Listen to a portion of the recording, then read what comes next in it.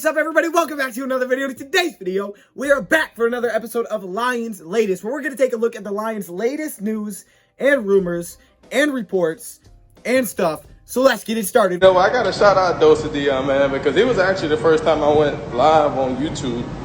And, you know, guys don't know Dose of Dion. He put out a lot of good content for the Detroit Lions. Welcome everybody to the video. Glad you guys are here. How's everyone doing today? Everybody's doing good today. It's Friday, man. You should be doing good today, because Friday is the day after Thursday, the day before Saturday, which means watch a movie tonight. I don't know why. Just watch one. Just a good one. Don't watch, come on. Don't watch a movie you've already seen tonight. Before we get into the rumors and things like that, I did want to discuss some of my key takeaways from Brad Holmes in today's presser. I don't really have a lot of notes from this one, but I do have a couple of them. The first thing is Brad Holmes said that usually when you're watching a player on film, it doesn't take long to kind of get that feeling in your gut that this is a football player. And I definitely see where he's coming from on that. I feel like when I was watching, just for an example, yesterday with Tevin Jenkins, it didn't take me long to say, wow, I like this dude. So I see where he's coming from with that. He said in terms of this year's draft, he's just always wants to add more depth. You can't have enough depth. I mean, he said both on the offense and defense side of the ball, every time he looks at the depth chart, he just says to himself, man, I would like to have more depth here because he can't have enough. And that's not only for this year, but I think that's also for next year as well when you talk about, who's under contract. So definitely makes a lot of sense there. But I understand where he's coming from. I mean, especially after last season. Woo, you can't have enough depth. Talented depth, that is. Not just depth, but also players that you can rely on to put on the field and you're confident with. Of course, we're going to get into teams that could look to move up, move down, but we know that Detroit Lions are in a spot to move up and move down, and he's made it pretty much clear that, yeah, he's willing to listen to offers, and according to Brad Holmes, he has had discussions with other teams. Now, he's not going to tell us who that is, but there have been discussions, but if they can't move back, he is very confident with a cluster of players that he could select at number 7 that he feels like are worthy of that selection. So, yeah, the Lions are confident, so if they can't move back, they should still land a player that they do like and that they believe in, but if they can't move back and they get an offer that they like, then there you go. He still hasn't put away the idea of potentially trading up, as he shouldn't. I wouldn't put that idea away either. You want to leave everything on the table as he has. This year being tough with COVID, of course, being able to send less players. There's no combine. You're doing this pro day. You had to be very strategic with who you're sending to pro days to get to watch these certain players because it is limited. But he did say this is one of those years that maybe you're a little bit more reliant on the film, necessarily getting to see them in person because, a lot of players have opted out, or, last season you weren't really able to go to the games and stuff for scouts, things like that. So maybe you're slightly more reliant on the film than in years past. Final quick little note here is that he said there would be no more than 10 people in their war room this year. So just a little note to throw out. So, okay, now let's get into those teams that could trade up, trade down. The Lions could be in a situation to move. He has left that on the table. But if they can't move or if they don't move, there are a cluster of guys that they do like. But let's talk about some teams that could look to move up and move down. We're going to go through the latest Lions news and rumors. And it's a lot about the draft, of course, because we're only 6 days away from the draft, which is absolutely nuts. I will start putting out my big board stuff by position. Hopefully Monday we start getting that thing popping. I don't know if it's going to be complete, but we'll probably go through positional groups, kind of run through my big board and where I'm ranking each player, and just kind of have some fun with that. Just got to get ready for the draft. Hopefully by Monday we're doing that. All right, I'm going to work on that through the weekend. Hopefully Monday we're pushing in those videos. But today, it's all about the latest Lions news and rumors. Teams that are interested in trading up and trading down. And obviously don't know who's going to do that or if anybody is even going to do that in the first round. But there are a couple of teams that are reportedly interested in doing so. The teams that are interested in trading up by rumors include the Philadelphia Eagles, who have the 12th pick of the draft, and the Denver Broncos, who have the 9th pick in this year's draft. Now, Denver's weird. We'll get to that. Philadelphia sitting at number 12. Apparently, they may be interested in moving up. Now, that's interesting because you remember they moved down. They're like, well, man, maybe we kind of want to move back up. I don't know. That'd be an interesting one because they were at 6 to move back to 12 and then move back up would be kind of weird. I don't know. Maybe if they can find another deal and they're like, hey, we just finessed the system. I don't know if they'll be able to do that, though. So that's a really weird one. They do have Jalen Hurts. I have heard from the Philadelphia Eagles side of things. They said that Jalen Hurts is basically their number 1 guy, but it's open to competition. Like, we're not naming officially the starter for next season. From the Philadelphia side of things, they don't seem like super happy about the thought of Jalen Hurts starting. I don't know why. I thought it was like the opposite feeling, but yeah, I guess they're not super happy with that. Regardless, I don't know. Maybe it's for a different position. I would be kind of surprised if they traded back up, but they're a team that's rumored to be interested. So is the Denver Broncos. Now, Denver's interesting because there's also rumors saying that Denver's interested in moving back. Here's what I think is going on with the Broncos. They sit at number 9. They sit in a weird spot, all right? They could be just outside of one of the top 5 consensus quarterbacks. So I think for Denver, what they're going to do is they're going to wait. And if a quarterback slips to a team like the Lions, something like that, or maybe like Atlanta at 4, and they can move up, then I think they may be interested in moving up. Someone that they like slips out of the first 3 quarterbacks. If someone that they like slips to like the Lions or something, they may move up. If not, then they could be sitting at 9 saying, okay, we didn't get a quarterback, now let's try to move back. But at that point, I don't know who would trade up for that spot. So I think that's kind of the area that they're in. There's probably like, you know, a couple of quarterbacks they're eyeing, assuming the rumor is true. There's probably a few quarterbacks that they're eyeing, not all 5. So they're like, okay, if this guy slips through, then we'd be interested in jumping up. If not, then we could consider trading down for someone that maybe wants to trade for this quarterback instead. Because they have Drew Lock. But, you know, is Drew Lock the future? Who knows? This is kind of like the make or break year, I think, a little bit for Drew Lock. So that's kind of a weird spot for Denver. And also some other teams, you know, Washington football team at 19, Patriots at 15, and Chicago Bears at 20 are 3 other teams that could be interested in moving up for a quarterback. Then you got to throw in the non-quarterback team. I mean, like an Arizona Cardinals sitting at 16 who could be looking to win now. You know, there's a lot of teams out there that could be interested in moving up. We did do a full guide on this if you want to check it out. But those are the latest rumors. Now, trading down, there's definitely some teams interested in trading down. Like I said, Denver is one of those teams listed, including us, our Detroit Lions, the Atlanta Falcons at 4, which makes sense because Atlanta has reportedly been receiving calls for that spot, because 4 is like a really good spot to be if you're Atlanta, because you could either be taking the top non-quarterback, the 4th quarterback, or you could potentially trade out with a team that wants whoever falls out of the top 3. They're in a beautiful position right now, Atlanta is, so it makes sense that they would be on this. Best case scenario for the Detroit Lions with Atlanta, assuming you want to trade back, is probably Atlanta taking a guy like Kyle Pitts or something at number 4. That way, one of those quarterbacks, that way 2 quarterbacks slip at least out of the top 3. Cincinnati, Miami, they're probably both not taking a quarterback. And if they don't trade out of those spots, it leaves the Detroit Lions in a spot where the Carolina Panthers are reportedly still interested in potentially drafting a quarterback. They have not taken off the table, which is great for us. They need to leave that on the table, even if they're not really looking to do so. The more they leave it on the table, the better. I have heard those rumors. I have heard reports that Carolina is also very open to trading down. And I think maybe we could choose a better offer than Carolina. According to NFL rumors, the Broncos could be interested in Trey Lance. If you want to jump ahead of those two, I mean, you can. But like we've mentioned before, it'd be a draft day trade because you got to see who falls. You got to see who is available. So we'll see if a trade back scenario can happen. Also, it's reported that the Dolphins could be interested in trading back. I don't know why they would do that. They traded back up in the draft. So why would they go, you know, down and then trade back? I don't know why they do that. And then, of course, the New York Giants at number 11. New York Giants trading down. Okay. I mean, it doesn't really affect us too much there. We got some more rumors to talk about. Now, this comes from the Twitter page of NFL Rumors, and they've been right on a few things, so I always like to look at what they say. And this was about the Detroit Lions. They said 3 players that the Lions are targeting at the number 7 position. Of course, Brad Holmes told us there are guys that they do like at number 7 if they don't trade back. 3 guys that they are targeting include Penei Sewell, the offensive tackle from Oregon, wide receiver Jamal Wado, and also other offensive tackle Rashawn Slater. So those 3 guys reportedly are the 3 targets for the Detroit Lions at number 7. Now, I don't know where they're getting this from.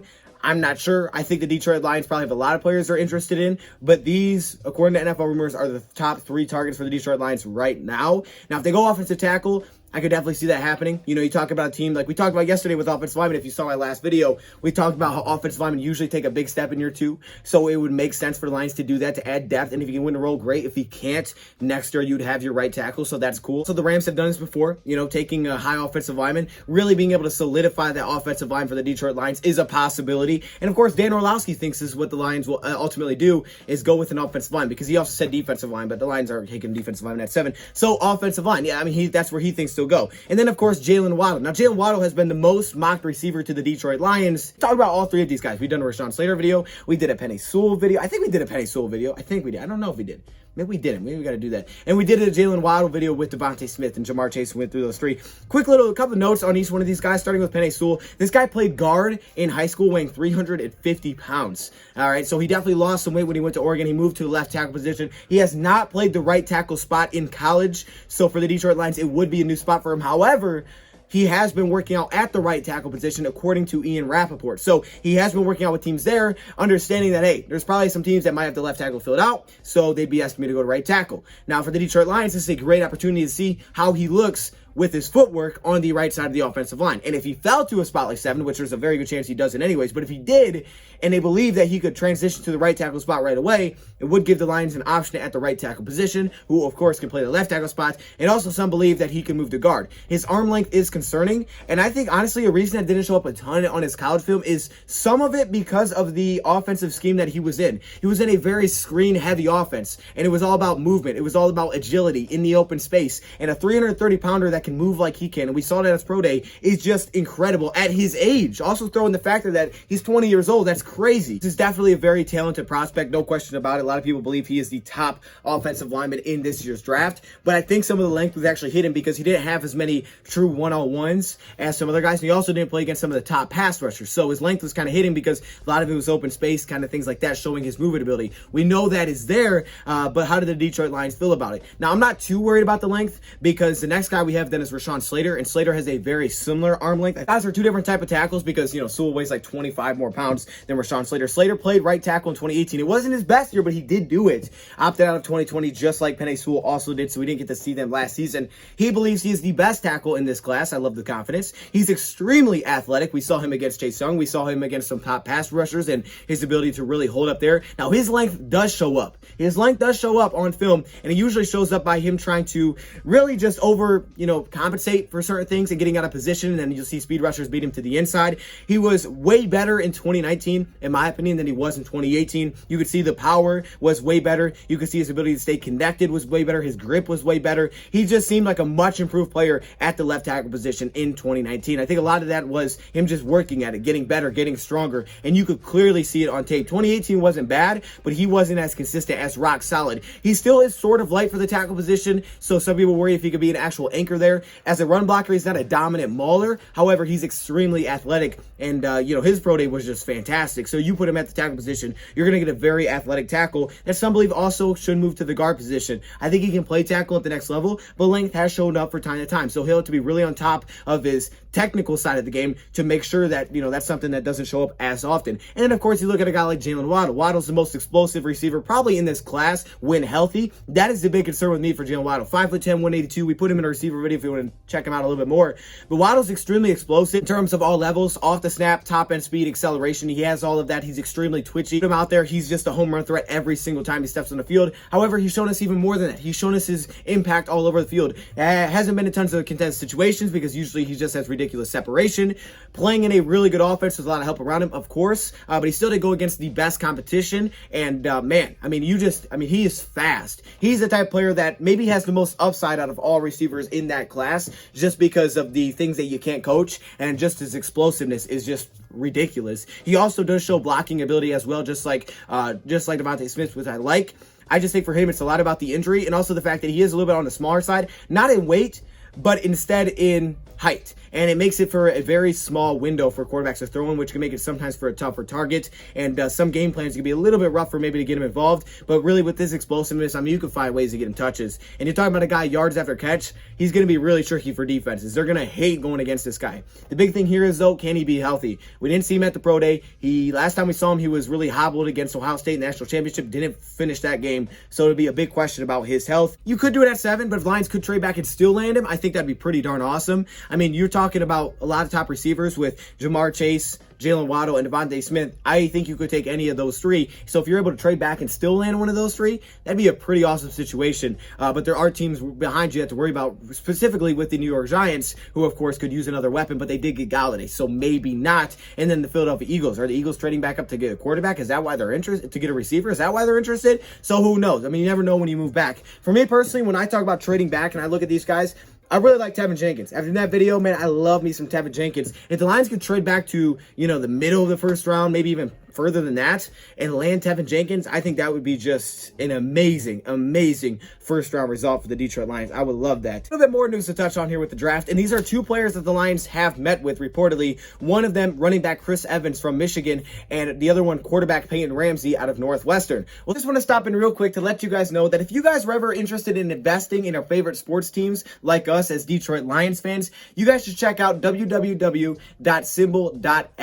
It's a way to basically invest in your favorite sports team and earn a payout when your team wins. So for us as Detroit Lions fans, now we can finally invest in something that we actually know. And with the draft coming up very soon, this is your opportunity to get involved. You guys can use promo code DOD for a $10 bonus deposit. Check it out. Start off with Chris Evans first. Chris Evans, my comparison for him to someone that, we all know is Jamal Williams. I think he's actually pretty similar to Jamal Williams in a lot of ways. He's not extremely shifty, not extremely explosive, not super fast. You'll see him get run down. He doesn't have that really cornering edge speed to get to the outside. For him, in 2019, he was academically suspended. If you guys remember that, he didn't play in 2019. And it seemed like once he came back in 2020, he really lost his role. He kind of went out of favor for Michigan after having a dominant freshman season. It was like, man, he only can get better from here. He's 7 yards per carry. But unfortunately, after that, it kind of started to slow down a little bit for him. Still averaged over 5 yards per carry when he was on the field. But after the academic suspension, he came back in 2020. We just didn't see a lot of Chris Evans. It was just other guys. But Chris Evans, to me, reminds me of Jamal Williams because he does a lot of similar things. He's a between-the-tackle type of runner. He's extremely patient, almost sometimes to a fault. Not as super explosive to the line of scrimmage, but extremely patient runner. Relies heavily on his vision, which I exactly think what Jamal Williams is going to do. But he is got a low center of gravity. He's 5'11", 216. He does stay relatively low to the ground, which helps him keep his balance extremely well, especially when changing direction in open field. The two things, though, that the Lions like with Chris Evans is, number one, the fact that he blocks. There's a lot of blocking effort here, which the Lions said, Deuce Staley said, hey, if you can't block, you can't play for me. And number two, the fact that he catches the ball at extremely high level. You can line him up at slot, at wide receiver, or running back, and he can catch the football really well. He catches like a receiver with his hands, which is awesome. And the Lions obviously have two running backs right now that catch well. Even Kerryon can catch well, and he could get another one. Why would the Lions go running back? Well, I think this would come in definitely a trade back situation unless he fell to UDFA, which I don't think he will. Probably in a trade back situation where the Lions could acquire more picks. Running back shouldn't be taken off the board, especially if we get more picks, because of the fact, number one, it's hard to draft a running back, right? We looked at the numbers. It's very difficult to hit a running back, even in the early rounds. Number two, Kerryon's on the final year of his deal. So if Kerryon doesn't really prove himself this year, we're looking in another direction. Jamal on a 2-year deal after the season will only have that 1 year left on his deal. Then you have DeAndre Swift, and look, even 3 running backs is sort of light, especially if you're gonna be a run heavy team. So it makes sense as to why the Lions would be looking at potentially adding a running back. Not saying it'll be Chris Evans, but I could see it. I wouldn't take it off the table. Early in the draft, I don't see it happening, but if they could trade back, acquire some more picks later in the draft, or even UDFA, I could definitely see it be a possibility for the Lions trying to get some more depth there, and honestly just simply add more competition, especially if they're gonna be a relatively run heavy team. It's not gonna be super young. He is going to be like 23 or 24 years old, so a little bit on the older side because the academic suspension, played 4 years, so yeah, it makes sense. But then you look at Peyton Ramsey, the quarterback out of Northwestern. Now, Peyton Ramsey is the type of player where if you like Jared Goff, you're probably going to like the play style of Peyton Ramsey. Reminds me a lot of Jared Goff as well here. Peyton Ramsey is a timing quarterback, a rhythm quarterback that played kind of similar to what you saw with Justin Herbert last year in the LA Chargers, but also kind of what Jared Goff did in college. A spread offense, running a lot of shotgun, a lot of play action, a lot of rollout situations, which is what we're expecting to see from Goff next season. He did all that with Northwestern. He's also a winner. Northwestern was very successful when Peyton Ramsey was their quarterback. So, that definitely makes sense. When you watch him play, deep accuracy has been a big question. My biggest concern for him is probably just his ball velocity. It really doesn't seem like there's much steam on that passes when he throws it. The Lions want a big arm. I don't know if he necessarily has that trait. It doesn't seem like he does. You can see him under pressure. Sometimes he can't get the ball there. He also tends to throw off his back foot too often when there's no pressure. However, there are things that you like. He's very calm. He always gets rid of the ball. You can see that all the time. He always knows when to get rid of the football. He is athletic. He's mobile. He ran a 4.77 40, and you can see it on the field. He throws some dimes. I mean, there are some occasions where it's like, whoa, that was a dot, especially on the run. But there is some inconsistencies there. The ball tend to sail a little bit.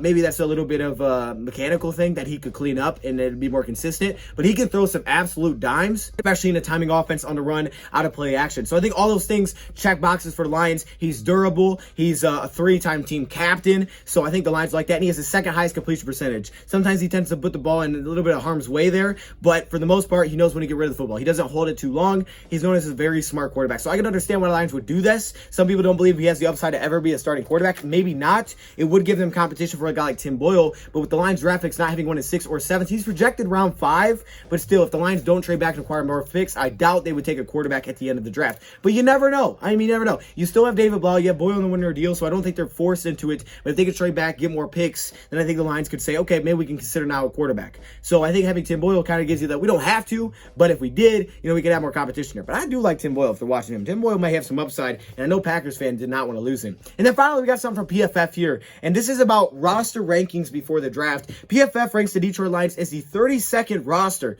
before the draft. Last year, Lions were ranked 19th, just for anybody out there that was wondering. So they ranked them there. I went through why they have them there because I can actually see, like, where they have each position. And it seemed like the reason they had him low is because receiver position, they did not have you with the receiver position. They have Tyrell Williams listed as injured, so they have no grade for him. You look at Rashawn Perriman, they have Rashawn Perriman as, average for a receiver. And of course, it's a downgrade from Galladay and Marvin Jones Jr. We know that, but more separation than what Marvin and Galladay were going to give you.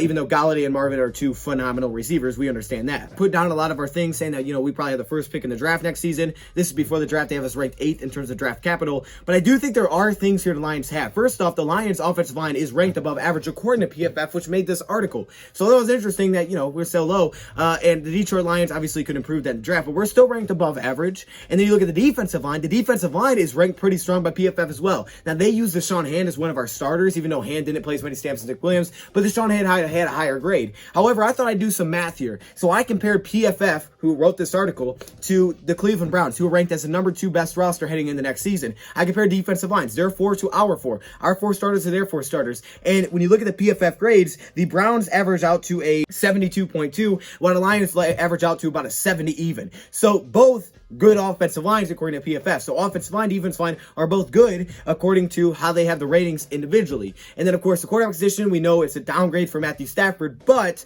the big thing for Goff is getting him back to that 2018 form, which is all about the running game, which I think the Lions could have because they signed Jamal Williams, who is also graded out phenomenally on PFF, and you pair him with DeAndre Swift. I think the run game could be there. We have a Pro Bowling tight end. Honestly, I don't think the offense is terrible. It's just the receiver position that really put down these grades here, but it's the defense that was the big issue. Linebacker back, they have poor grades throughout.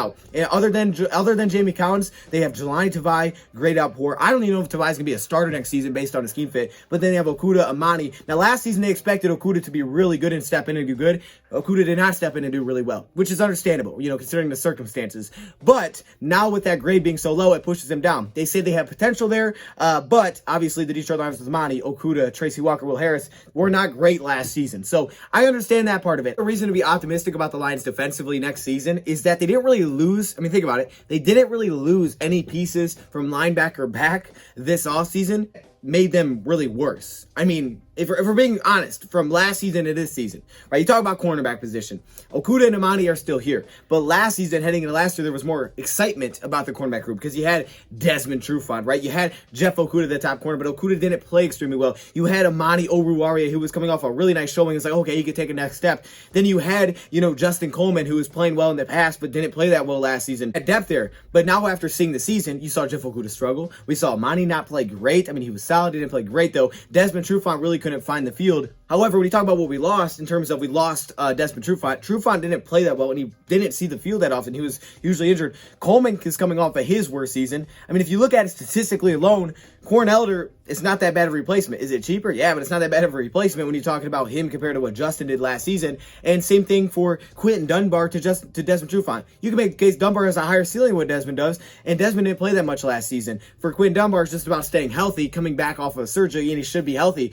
I think the Lions cornerback-wise really didn't get worse. It's just, okay, the talent that maybe you thought was going to be better last season weren't that good. The optimism now is that cornerbacks take a year or two jump. So the thought is Okudah should take a big jump next season. And I think when in terms of the depth pieces, like Dunbar to Desmond Trufant, your Corn Elder to Justin Coleman, it's not like the Lions really got worse at those positions. I mean, they're not worse there based on stats alone for the last season. Safety spot, it's the same safeties. You didn't lose anything here. You didn't lose anything except for Jaron Curse, and I did like Curse. You didn't lose anything, though. It's still Tracy Walker, who had, high hopes last season. It's still Will Harris, who thought maybe he could improve. You got Dean Marlowe now. It's all about progression for these guys. So it makes you think that maybe it's not simply just the players. It's that this is based on last season. This isn't based on the players alone. This is based on last season. So coaching-wise, a good coach could get more out of these guys because we've seen, Jelani Tavai was coming off a good rookie season, struggled last year, so he's got a terrible grade. If you're going off last season, yeah. But it's not like he was terrible in his rookie season. So maybe better coaching gets more out of these players, and we aren't the 32nd rank because they were ranked 19th before. Now all of a sudden at 32, now it's all down in the dumps, but it's the same guys. It's just that they didn't play that well last season. A lot of that probably has to do with the positions they were put in and maybe just how they responded to the coaching there. Statistically speaking, Corn Elder was better than Justin Coleman was last season, and Quentin Dunbar was the second best corner in the league in 2019. He just was not healthy last year. And then again, it's still Okudah. He just didn't play that well next year, but he should take a jump next season. It's still Amani that you had. You just had high hopes for him because he came off a good 2019 season. Now you have different coaching. You could get more out of them. I don't expect them to be world beaters next season. I agree with them in terms of linebacker back. There's a lot of question marks. A lot of things that need to be developed, and they're all in basically proven situations right now. And I wouldn't be shocked if the Lions try to add some talent to that in the draft. So let me know your thoughts in the comments below. Thank you, Pride, for watching, and I'm out.